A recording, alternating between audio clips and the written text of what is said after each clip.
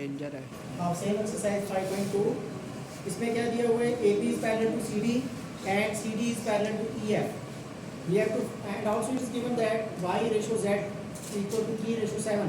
Y और z की आपको रेशो दी हुई है, एंगल्स y और z की. We have to find the value of x. हमने x की वैल्यू निकालनी है. So this is the diagram here. ये लाइन AB है and then CD and EF. ठीक है? This is EF. These three lines are given parallel to each other.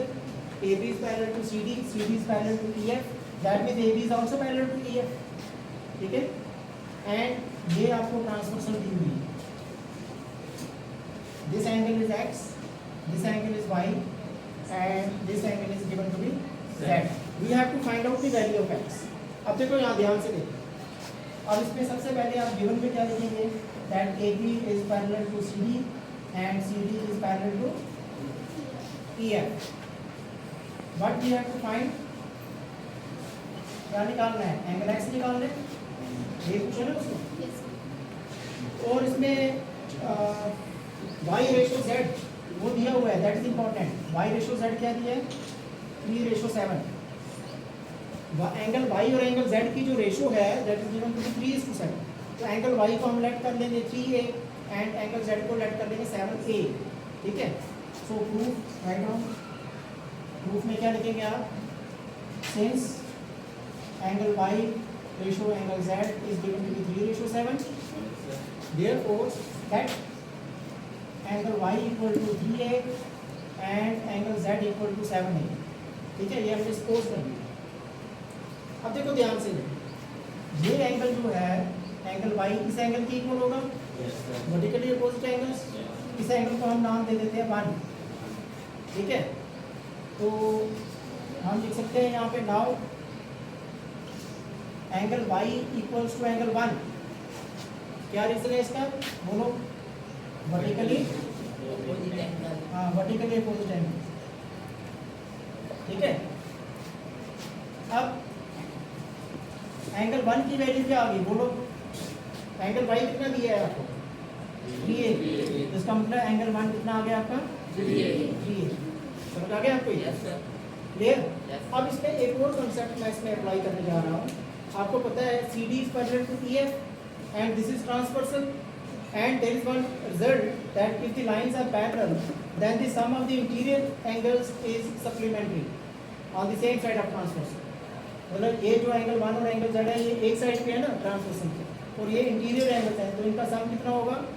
180 degree supplementary. यहाँ हम लिखेंगे now angle 1 plus angle z equal to 180 degree. Reason क्या आएगा? Because CD is parallel to EF. CD is parallel to EF. ठीक है? अब इनकी values put करो जरा. What is angle 1? बोलो. एंगल 1 क्या है? 3a. Very good. What is angle z? Angle z की वैल्यू क्या है? 7 है. इक्वल टू क्या आएगा? 180. समझ आ गया सबको? अब देखो ये हो जाएगा 10a इक्वल टू 180 डिग्री. ठीक है? तो a कितना आ जाएगा? बोलो. 180 अपॉन 10 18. a क्या आ गया आपका?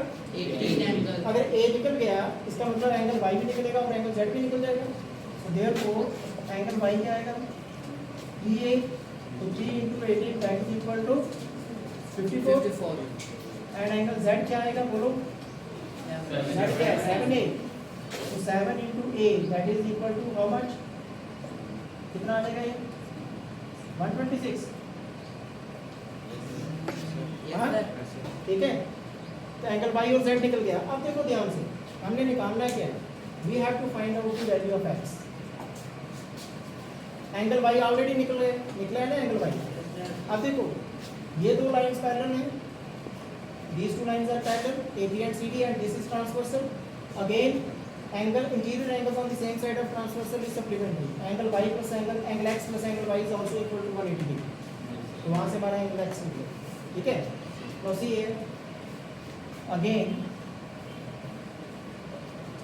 Angle x plus angle y equal to क्या लिख सकते हैं हम? 180 डिग्री. क्या रीजन है इसका? AB is parallel to CD.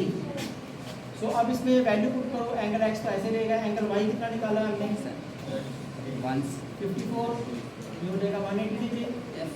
तो अब यहाँ से आपका एंगल एक्स निकल जाएगा, कितना आ जाएगा, बोलो बोलो बोलो जल्दी, क्या आएगा 180 डिग्री माइनस 54 डिग्री कितना आ जाएगा 126 degree. This is your final answer, this is value of x, ये निकालना था हमने, ठीक है।